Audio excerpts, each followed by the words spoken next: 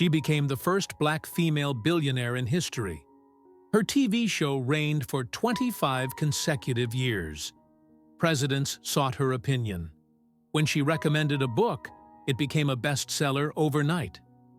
The entire world knew her smile, her voice, her presence that transformed everything it touched. But there's a truth the cameras never fully captured. Behind that billion-dollar empire stands a woman who was repeatedly violated from age 9 to 14. A teenager who got pregnant at 14 and carried the guilt as if the horror was her fault. A public figure who spent decades battling her own body while the whole world watched and judged. Oprah Winfrey built an empire, but the price was written in wounds no success could heal. Loneliness in $50 million mansions. Silent nights despite being loved by millions. A 30-year relationship that never became a marriage. And a TV network that nearly bankrupted her after 25 years of absolute dominance. How did a child who wore dresses made from potato sacks become the most influential woman in American television? What did she sacrifice to get there? Why does someone with so much power still feel invisible? And what's the real cost of becoming a legend when you started life as nobody's choice? But before we answer these questions, we need to go back to the beginning. Because to understand the empire, you need to know the girl who survived what should have destroyed her. Oprah Gail Winfrey was born on January 29, 1954, in the forgotten rural town of Kosciuszko, Mississippi. A place where poverty was not an exception, but the rule, and where dreams were luxuries no one could afford. Her arrival was not celebrated. It was barely acknowledged. Her mother, Vernita Lee, was an unmarried teenage housemaid, just 18 years old. Already overwhelmed by circumstances beyond her control. Her father, Vernon Winfrey, was a soldier stationed elsewhere, unaware for months that he even had a daughter. Oprah's very existence was an accident, an inconvenience, a burden. Her name itself was a mistake. Her mother intended to name her Orpah, after a biblical figure, but the midwife misspelled it on the birth certificate. Even her identity began with an error no one bothered to correct. For the first 6 years of her life, Oprah lived with her grandmother, Hattie Mae, on a farm so poor that she wore dresses stitched from potato sacks. Other children mocked her. She had no toys, no books, only chores that left her hands raw and her spirit dimmed. Her grandmother was strict, often harsh, wielding discipline with a switch that left welts on Oprah's legs. But Hattie Mae also taught her to read by age 3, using the Bible as her only textbook. In those worn pages, Oprah found the first hint of escape. Words became her refuge. Stories became the only place where she was not hungry, not poor, not unwanted. At age 6, everything shattered. Her grandmother could no longer care for her, and Oprah was sent to live with her mother in Milwaukee. Vernita had moved north seeking opportunity, but found only more struggle.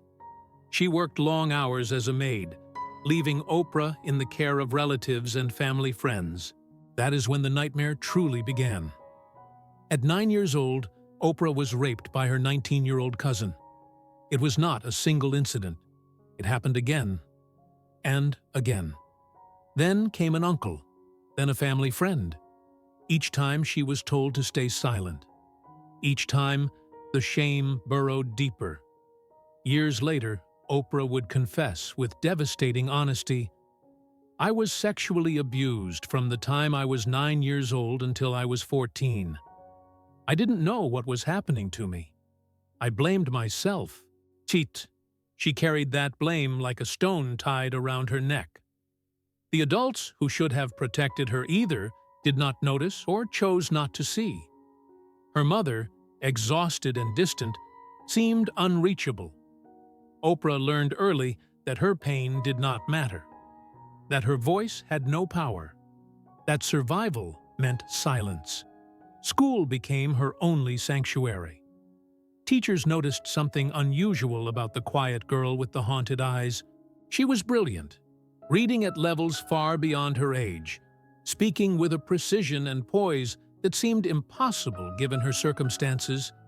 But even there, she felt invisible. Just another poor black girl in a system designed to overlook her. At home, the abuse continued. She would later describe those years with a rawness that still cuts.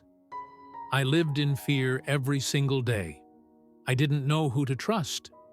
I didn't know if I would ever be safe." By age 13, the weight became unbearable. Oprah began acting out, running away, shoplifting small items just to feel something other than the numbness that had swallowed her whole. Her mother, overwhelmed and unable to cope, made a decision that would alter Oprah's trajectory forever. She sent her daughter to Nashville to live with her father, Vernon Winfrey. Vernon was strict, demanding, and unyielding. A barber and deacon, he ruled his household with an iron fist. But unlike the chaos of Milwaukee, there was structure. There were rules. There were expectations. For the first time in years, someone seemed to care whether Oprah lived or died.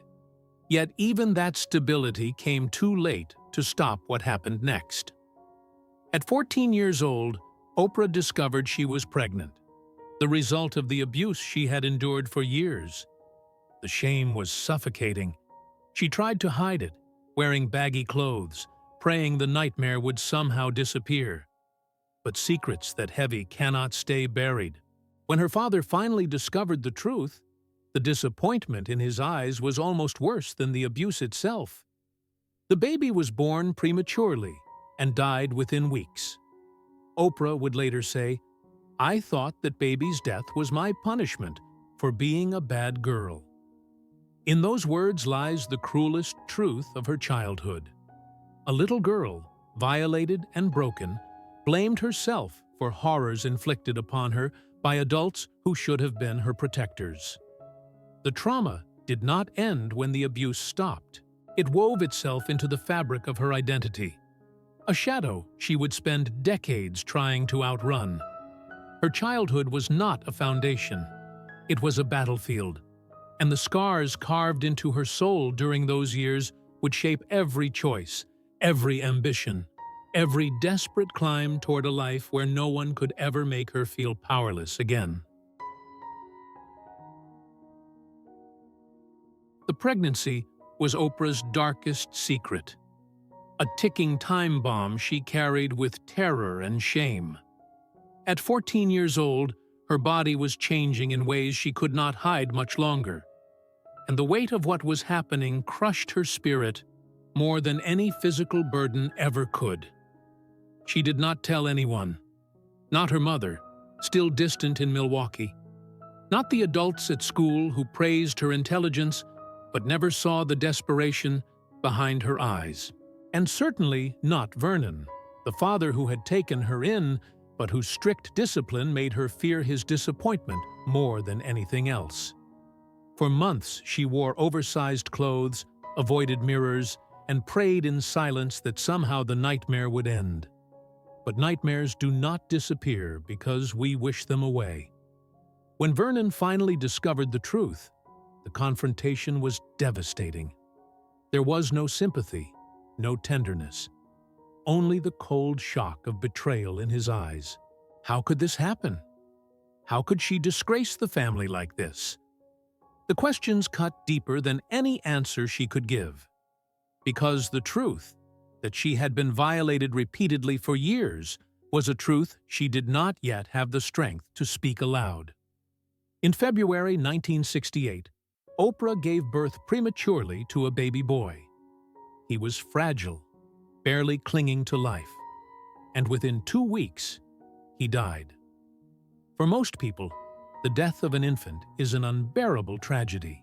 For Oprah, it felt like divine punishment. She later confessed with heartbreaking honesty, "I thought that baby's death was God's way of telling me I'd been a bad girl. I felt relief, and then I felt ashamed for feeling relief." That confession reveals the deepest wound of her adolescence. Not just the trauma of the abuse or the loss of the baby, but the crushing belief that she deserved it all. That somehow she had brought this suffering upon herself. In the weeks that followed, Oprah withdrew into silence. She went through the motions of daily life, attending East Nashville High School, sitting in church beside Vernon. But inside, she was hollow. The girl who once read voraciously and spoke with confidence now felt like a ghost haunting her own existence. But Vernon Winfrey refused to let her disappear. In his rigid, uncompromising way, he demanded excellence. There would be no excuses, no self-pity, no surrender. Every week, Oprah was required to read books and write reports. Every Sunday, she recited scriptures in church. Every evening, there were rules, structure, expectations. It was harsh, but it was also, paradoxically, the lifeline she needed. Slowly, painfully, something inside her began to shift. At school, teachers noticed her again, not as a troubled girl with a dark past, but as a student with a gift for language, for public speaking, for holding a room captive with nothing but her voice. She joined the debate team and drama club, discovering that on stage she could become someone else, someone powerful, someone seen. Her English teacher, a woman named Jeannie Wright, saw something more. She pulled Oprah aside one day and said, "You have a voice people need to hear. Don't waste it." Those words, simple as they were, planted a seed that would grow into a forest. In 1970, at just 16 years old, Oprah entered and won a public speaking contest sponsored by the local black radio station, WVOL. The prize was a scholarship, but more importantly, it was recognition. For the first time in her life, someone was applauding her not out of pity or obligation, but because she had earned it. The station offered her a part-time job reading news on air. It paid $100 a week, more money than she had ever seen. But the real reward was not financial. It was the microphone, the ability to speak and be heard, the power to control a narrative instead of being crushed by one. Years later, Oprah would reflect, "That baby's death gave me a second chance. I could have been a mother at 14, trapped in poverty forever. Instead, I got to become something else." It was not triumph yet, but it was survival. And for a girl who had spent her entire childhood believing she was disposable, survival was everything. The girl who once wore potato sacks was beginning to find her voice. And that voice, forged in trauma and tempered by pain, would soon become the most powerful in American media. At 17, while her classmates worried about prom dates and college applications, Oprah Winfrey was already working as a radio news anchor, her voice filling the airwaves of Nashville every evening. It was unprecedented. A black teenage girl reading the news in the South during the early 1970s was not just rare, it was revolutionary. But Oprah did not see herself as revolutionary.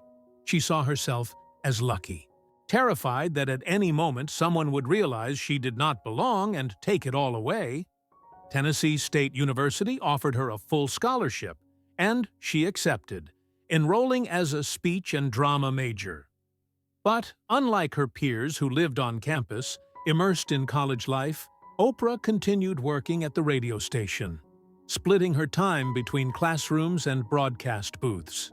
While others attended parties, she read news copy under fluorescent lights, perfecting her diction, her pacing, her ability to sound authoritative even when she felt like an imposter.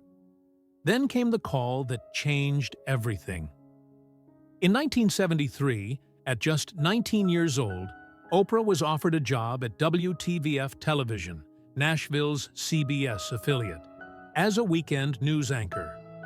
It was a stunning leap. She would become the youngest person and the first black woman to anchor the news in Nashville. The executives did not hire her because they believed in diversity. They hired her because after the civil rights movement, stations were under pressure to integrate their on-air talent. Oprah was a calculated risk. A token hire meant to check a box. She knew it, and it stung. But she took the job anyway. Because what choice did she have? It was a door, and she had learned long ago that when doors open for girls like her, you walk through them before they slam shut. At first, Nashville embraced her.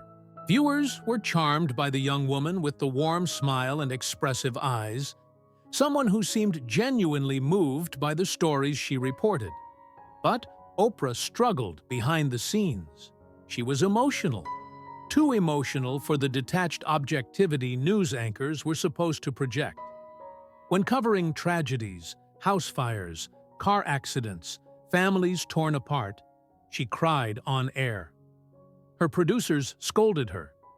"You can't cry during the news, Oprah. You have to be professional." But she could not help it. Other people's pain was her pain. She had spent her childhood drowning in trauma no one acknowledged.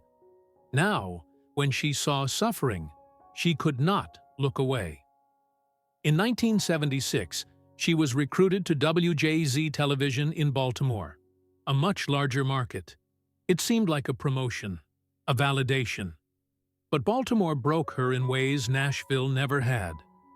The station hired her to co-anchor the evening news, but from the first day, it was clear she did not fit their vision. The news director thought she was too emotional, too unpolished, too raw. Her hair was wrong, her weight was wrong, her delivery was wrong. They tried to mold her into something she was not, sending her to a high-end salon for a perm that went disastrously wrong, leaving her nearly bald and humiliated. She was demoted, removed from the anchor desk, and reassigned to morning talk segments, a role the station saw as lesser, a demotion designed to quietly push her out. Oprah was devastated. At 23, she had failed at the one thing she thought she was meant to do. She cried in bathroom stalls, questioning whether she had any future in television at all. The girl who had survived abuse and poverty now faced a different kind of rejection. The kind that told her she was not good enough, no matter how hard she tried. But that demotion, cruel as it felt, was not the end. It was redirection. Because in the mornings, hosting a talk show called People Are Talking, something unexpected happened. Oprah was not reading someone else's words anymore. She was speaking from her heart, connecting with guests, with audiences, with people. And for the first time in her career, she was not trying to be what they wanted. She was simply being herself. And the audience loved her. In 1984, a phone call arrived that would rewrite Oprah's life. WLS Television in Chicago needed someone to rescue their dying morning talk show, AM Chicago. It was dead last in the ratings, crushed by Phil Donahue's dominance, and no one thought it could be saved. They offered Oprah the job. She was 30 years old, still reeling from the humiliation of Baltimore, still doubting whether she truly belonged in television. But Chicago was different. It was a major market, a real chance. And something inside her whispered, "This is it." She accepted. On January 2nd, 1984, Oprah walked onto the set of AM Chicago for the first time. The studio was small, the budget tight, and expectations were low. But within 1 month, something extraordinary happened. The show tied Donahue in the ratings. Within 3 months, it surpassed him. Chicago had never seen anything like her. Other talk shows relied on detachment, on hosts who asked questions but remained emotionally distant. Oprah did the opposite. She laughed with her guests, cried with them, shared her own pain. When a woman talked about surviving abuse, Oprah did not nod politely. She leaned in and said, "Me too." That honesty was revolutionary. For the first time, daytime television felt like a conversation between friends, not a performance. Audiences did not just watch Oprah, they trusted her. By September 1985, the show was renamed The Oprah Winfrey Show and expanded to an hour.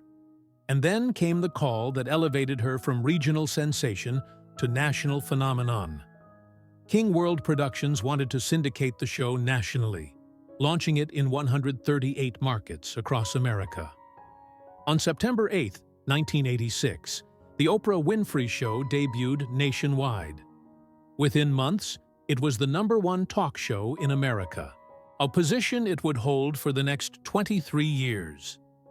Oprah became more than a host. She became a cultural force. When she recommended a book, it became a bestseller overnight. When she spoke about an issue, abuse, racism, self-esteem, the entire country listened. Her influence was so profound that political analysts began calling it the Oprah effect. By the early 1990s, she was earning over $50 million a year, more than any woman in television history. In 2003, she became the first Black female billionaire in the world. Forbes, Time, and countless publications declared her one of the most powerful women on the planet. But power, as Oprah would learn, does not heal loneliness. Behind the cameras, the schedule was merciless. 5 shows a week, 39 weeks a year, for 25 consecutive years. That meant over 4,500 episodes, each one demanding her emotional presence, her vulnerability, her heart. Guests shared their darkest secrets, their deepest wounds, and Oprah absorbed it all. She later admitted, "I became everyone's therapist, but I didn't have one for myself. I carried their pain home with me every single night." The isolation was suffocating. While millions felt intimately connected to her, Oprah often went home to an empty house. Friends became harder to trust. Were they there for her or for access to her platform? Romantic relationships crumbled under the weight of her schedule and fame. Even her own family began to see her not as Oprah, but as a bank account, a solution to their problems. She confessed years later, "Success didn't bring me happiness. It brought me responsibility. And loneliness I didn't know how to fix." The irony was brutal. She had built an empire on connection, on making people feel seen and heard. But, in the process, she had become the most visible woman in America and somehow the most invisible to herself. And yet, she could not stop. The show was not just her career. It was her identity, her purpose, the reason she had survived everything that came before. To walk away felt like betrayal, not just to her audience, but to the little girl in the potato sack dress who once believed she was worthless. So she stayed, year after year, decade after decade, pouring herself out for millions while quietly wondering if anyone truly saw her. By the time The Oprah Winfrey Show ended its 25-year run in May 2011, Oprah had reshaped television, launched careers, started movements, and touched lives in ways no single person had before. The final episode drew 16.4 million viewers, all watching as she said goodbye to the show that had defined her life. But the applause faded. The cameras turned off, and Oprah stood at a crossroads, wondering who she was without the show that had been her armor, her sanctuary, her reason to keep fighting. The Queen of Daytime had reigned for a quarter century, but the crown as she would soon discover, had always been heavier than anyone knew. While Oprah conquered television, there was one battle she could never win: the war with her own body. It played out not in private, but on magazine covers, tabloid headlines, and in the merciless scrutiny of millions who watched her weight fluctuate as if it were a public spectacle. The battle began long before fame. As a child, food was comfort, the only thing that never abandoned her. When the abuse came, when the loneliness suffocated her, food was there, a temporary escape from pain that always returned heavier than before. By the mid-1980s, as her show exploded in popularity, so did her weight. Oprah gained 60 pounds in what felt like an instant. The tabloids pounced. Headlines screamed, "Oprah's weight nightmare." Can she ever be thin? Her body became fodder for jokes, cruel commentary, and unsolicited advice from strangers who felt entitled to police her appearance. In 1988, desperate to silence the critics, Oprah committed to a liquid diet called OptiFast. For 4 brutal months, she consumed nothing but shakes, losing 67 pounds. And then, in one of the most iconic moments in television history, she walked onto her stage pulling a wagon filled with 67 pounds of animal fat. Wearing size 10 jeans, beaming with triumph, the audience erupted. The media celebrated her transformation. She had done it. She had conquered the weight. But the victory lasted less than a year. Within months, the weight returned, and it brought more with it. By 1990, she had gained it all back, plus more. The humiliation was suffocating. The same media that had celebrated her weight loss now mocked her failure. Tabloids published side-by-side photos. Oprah then and now. Late-night comedians made her body the punchline. She later admitted with devastating honesty, "That moment with the wagon became one of my biggest regrets.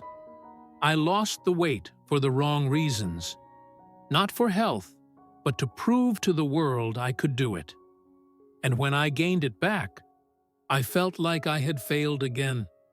The cycle became vicious. Lose weight, gain it back, lose more, gain more.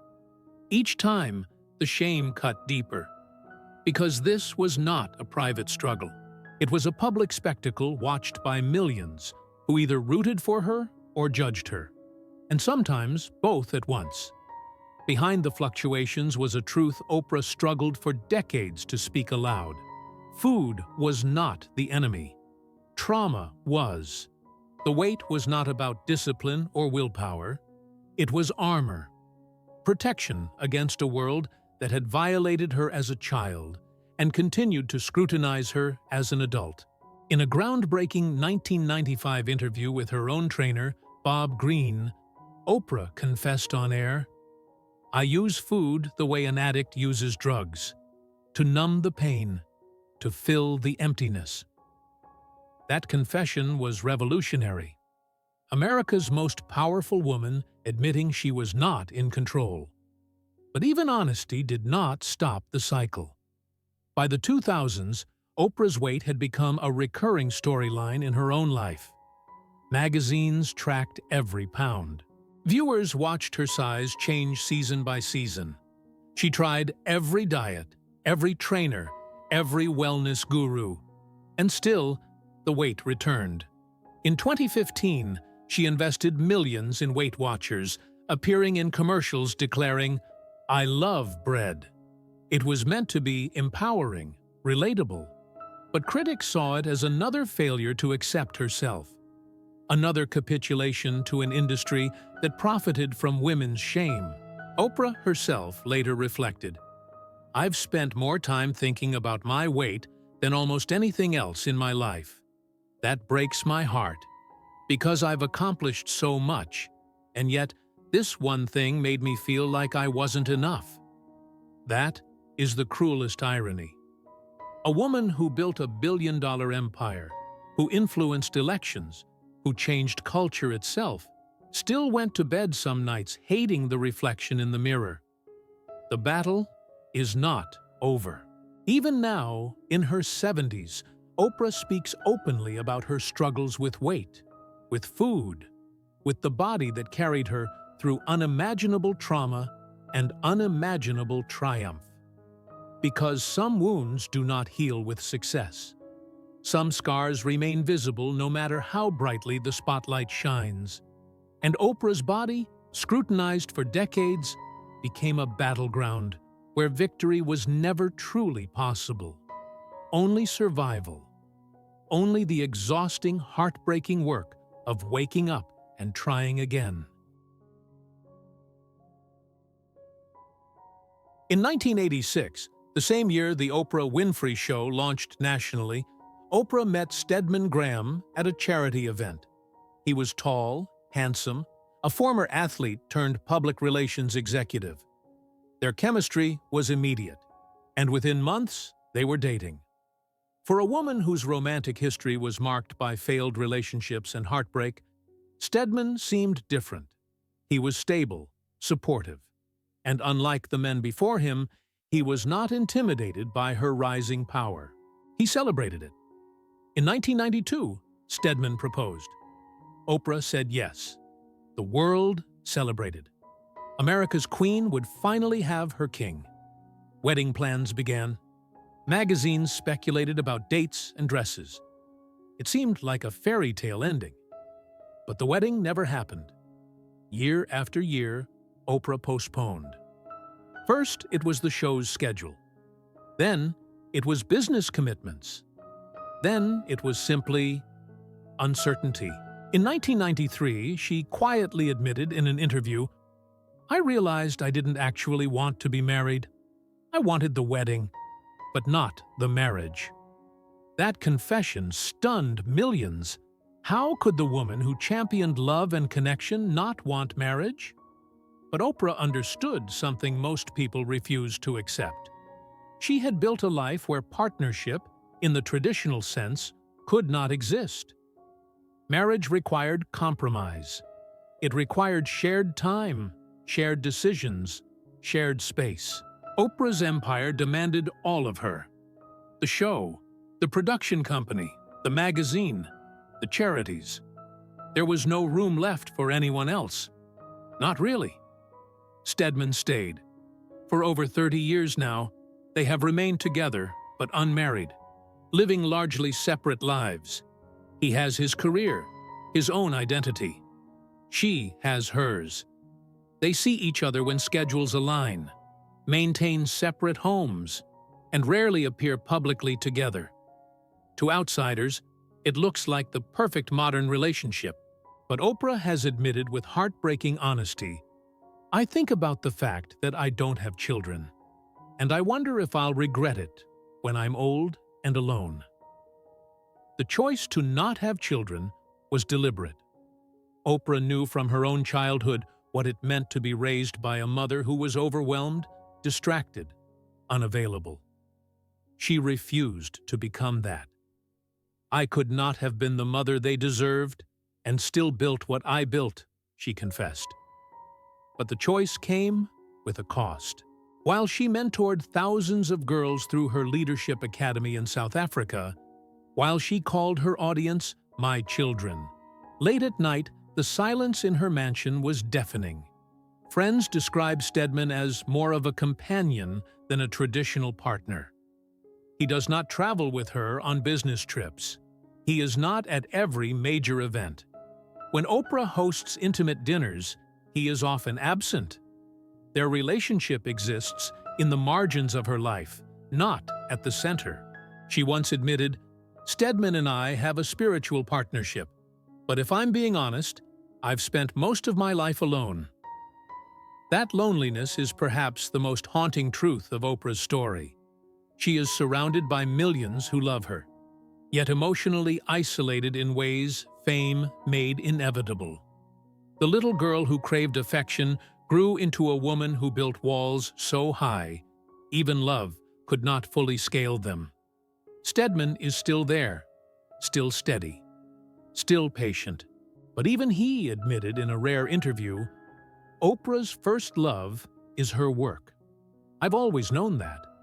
And Oprah, for all her success, for all her billions and influence, has never denied it. The empire came first. It always did. And some nights, in the silence of her sprawling estates, she wonders if that was the right choice after all.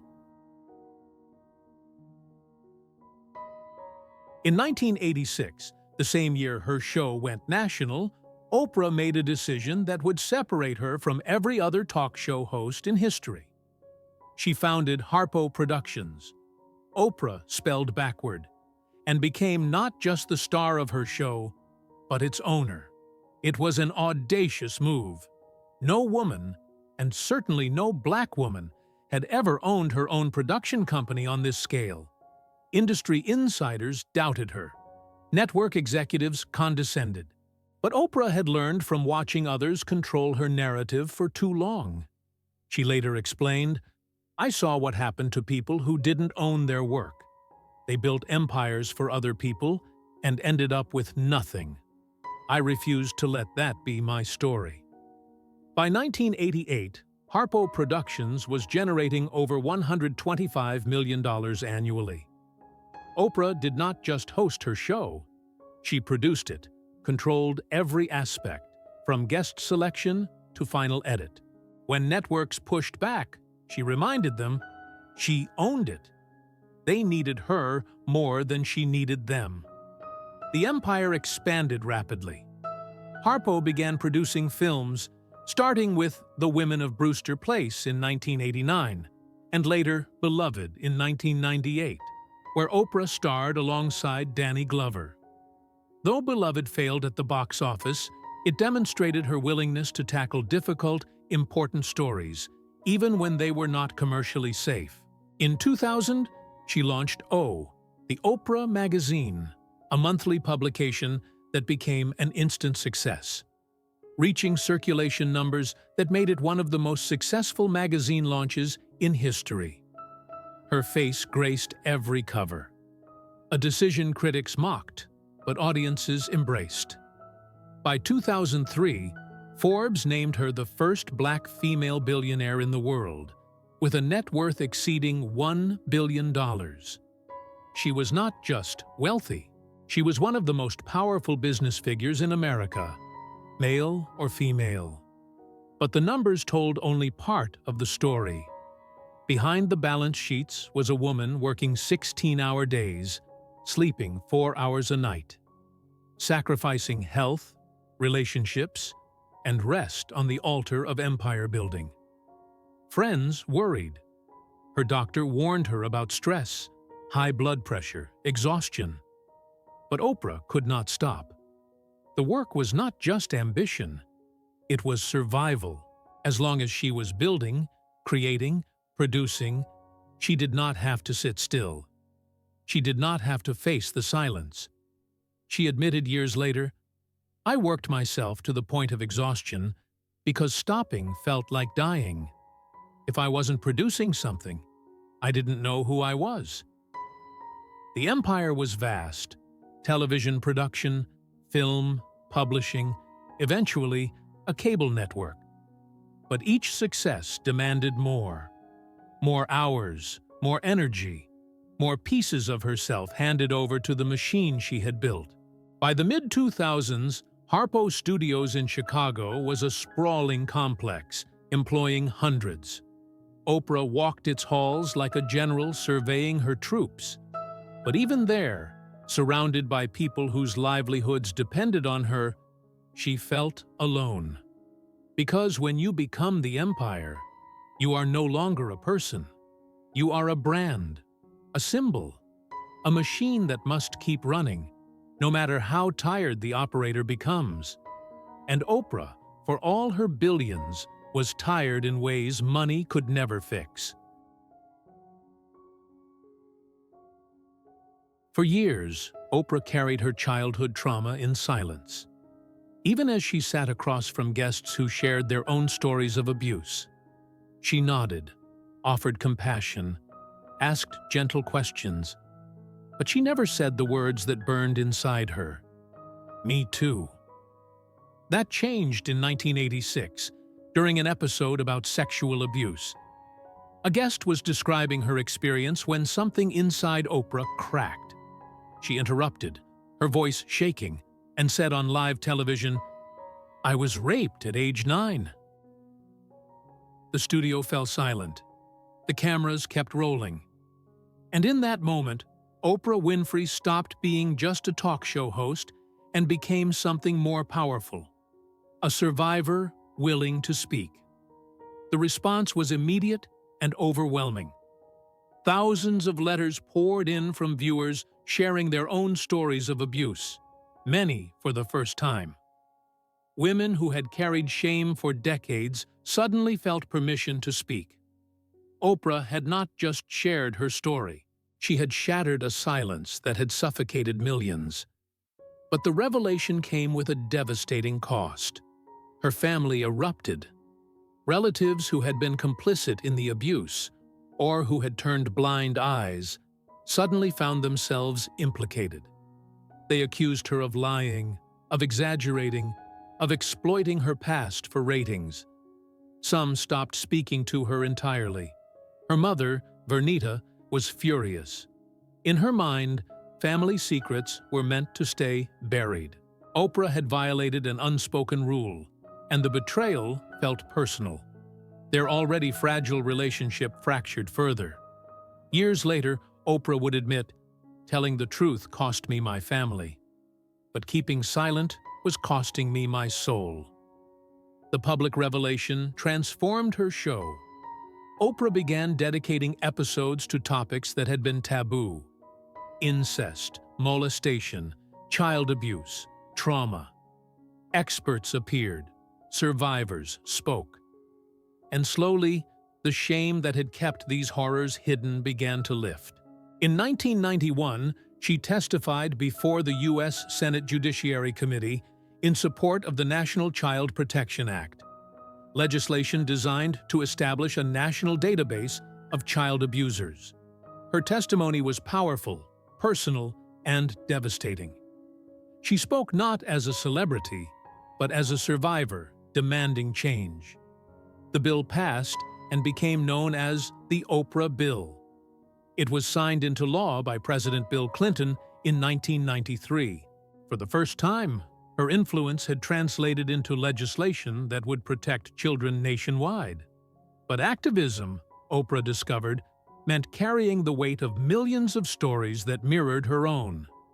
Every letter from a survivor, every guest who cried in her chair, every child she heard about who was being hurt, it reopened wounds she had tried for years to close. She admitted in a later interview, "I thought speaking out would set me free. And in some ways, it did. But it also meant I could never stop fighting. Because once you speak, you can't go silent again." Her activism expanded beyond abuse. She used her platform to address racism, poverty, education inequality. She built the Oprah Winfrey Leadership Academy for Girls in South Africa in 2007, investing over $40 million to educate disadvantaged girls. She called them "my daughters," pouring into them the love and opportunity she never received as a child. But even that carried scars. In 2010, a staff member at the school was accused of abusing students. The scandal devastated Oprah.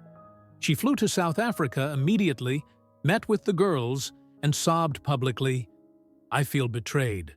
This is my worst nightmare come true." The irony was brutal.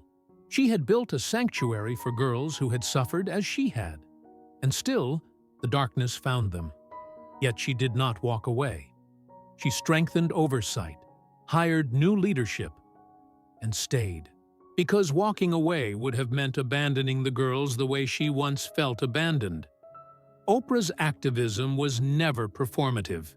It was personal.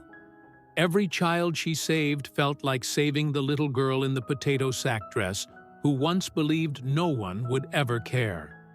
Speaking out gave her purpose, but it also meant she could never truly escape the past.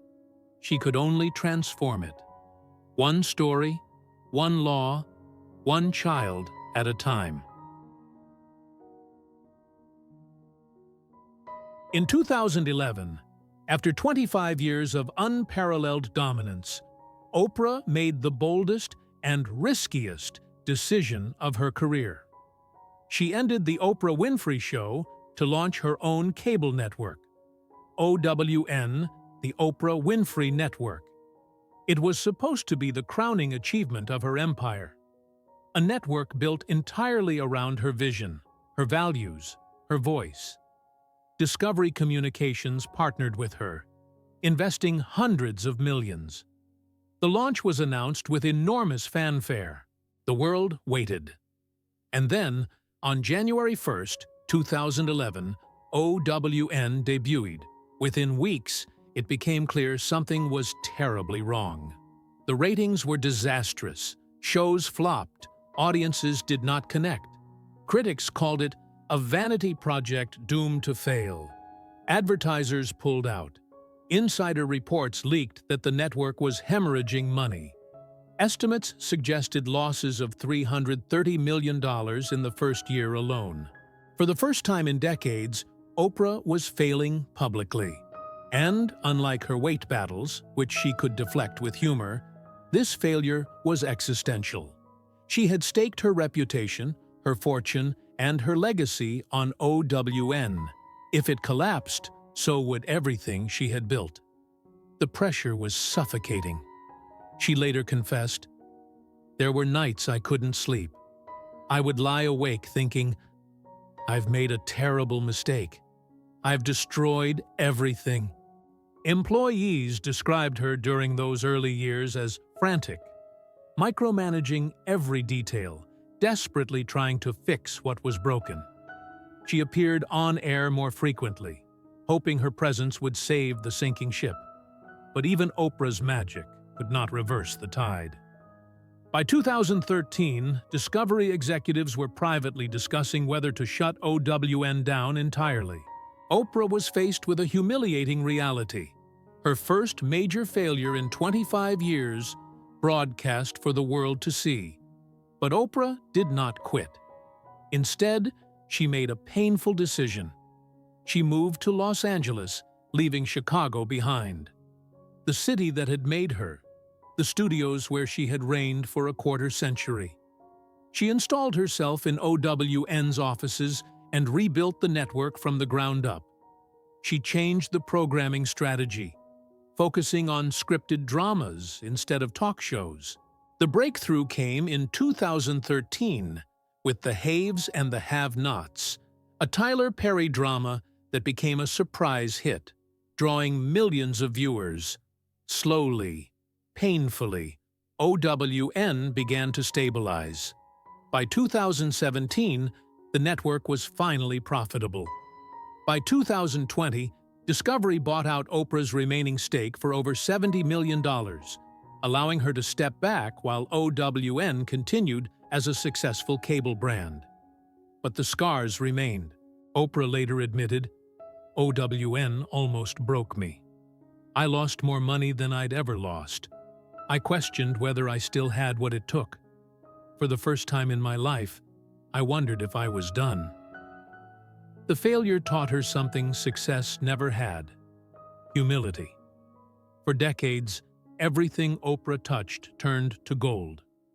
OWN reminded her she was not invincible, that even legends stumble. That failure, when it comes after 25 years of triumph, cuts deeper than any wound from childhood. Friends noticed she was different after OWN stabilized. Softer, less certain, more willing to admit she did not have all the answers. The network survived, but the woman who launched it was forever changed. She had built an empire, nearly watched it crumble, and clawed her way back. And in that crucible, she learned the hardest lesson of all: that success is never guaranteed, and pride always comes before the fall. At 70 years old, Oprah Winfrey lives a life most can only imagine. She owns multiple estates, a $50 million mansion in Montecito, California, sprawling across 23,000 square feet, with ocean views that stretch endlessly, a farm in Maui, properties in Colorado, Washington, and beyond. Her net worth hovers around $2.5 billion, making her one of the wealthiest self-made women in the world. But wealth has not brought the peace she once thought it would. Her health, after decades of relentless work, shows the wear. She battles hypertension, requires medication to manage blood pressure, and has spoken openly about pre-diabetes. The years of yo-yo dieting took a toll her body still pays for. She moves slower now, more carefully, aware that the physical invincibility of youth is long gone. Her knees ache from the weight her body has carried, both literally and metaphorically. She admits to friends that stairs are harder now, that sleep is elusive, and that sometimes the exhaustion is not just physical, but existential. Yet she has not stopped. She cannot. Her mornings begin with meditation, a practice she started in her 50s to quiet the relentless noise in her mind.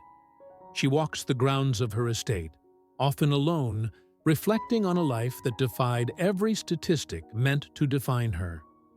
But even in those quiet moments, the loneliness lingers. Stedman is still in her life, a steady presence, but they see each other sporadically. He has his world. She has hers. Friends visit, but most relationships feel transactional. People want something: advice, money, access. True connection, the kind that does not require performance, remains elusive. She confessed in a recent interview, "I have everything I thought I wanted. But some nights, I still feel like that little girl in Mississippi, wondering if anyone really sees me." Her greatest legacy, she insists, is not her billions, but what she has given away. Over her lifetime, Oprah has donated more than $400 million to charitable causes, focusing primarily on education for disadvantaged girls. The Oprah Winfrey Leadership Academy for Girls in South Africa remains her proudest achievement. Since opening in 2007, it has educated hundreds of girls who otherwise would have had no future. She visits regularly, knows their names, attends their graduations, and funds their college educations. She calls them "my daughters," and when she speaks of them, her voice softens in a way it rarely does. These girls are the children she never had, the legacy she will leave when the cameras stop and the applause fades. But even this brings pain. She cannot save them all. For every girl at the Academy, there are thousands more she cannot reach. The weight of that reality haunts her. She has also pledged significant portions of her fortune to causes addressing poverty, education, and racial justice. She funded scholarships at historically black colleges, built schools in underserved communities, and donated millions to disaster relief efforts. Yet despite the philanthropy, critics still question her. Some argue she could do more, that billionaires should not exist while poverty persists. Others accuse her of performative charity, using giving as a shield against scrutiny. Oprah responds with quiet defiance. "I came from nothing. I give from everything I am." That will never be enough for some people, but it's enough for the girls whose lives are changed. She has already made arrangements for her estate. Most of her wealth will go to charity. Not to Stedman, not to distant relatives who resurfaced when she became famous. She learned long ago that money attracts opportunists, not love. In her final years, Oprah wants to be remembered not for the billions, not for the ratings, not even for the show. She wants to be remembered for giving girls who looked like her, poor, black, abused, forgotten, a chance she almost never got. And yet, late at night, in her sprawling mansion overlooking the Pacific, she sometimes wonders, was it worth it?